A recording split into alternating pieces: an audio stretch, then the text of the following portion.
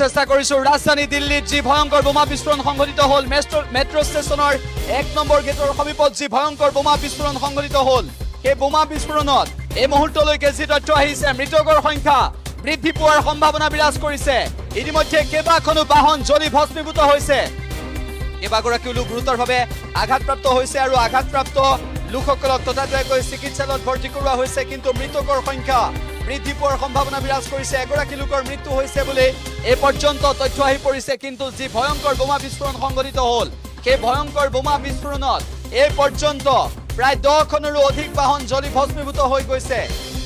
ইতিমধ্যে লালকিল্লাৰ সমীপত যি ভয়ংকৰ বোমা বিস্ফোৰণ মেট্ৰ' ষ্টেচনৰ 1 নম্বৰ গেটৰ সমীপৰ যি ভয়ংকৰ বোমা বিস্ফোৰণ সেই ভয়ংকৰ বোমা বিস্ফোৰণে জোকাৰি গৈছে সমগ্ৰ দেশ ৰাজধানী দিল্লীত কোনে বোমা সংস্থাপন কৰিছিল এখন 4চকীয়া বাহনত ইতিমধ্যে এই ঘটনাক লৈ তীব্ৰ প্ৰতিক্ৰিয়া বিৰাজ কৰিছে তীব্ৰ আতংক বিৰাজ কৰিছে আতংকিত হৈ পৰিছে দিল্লীবাসী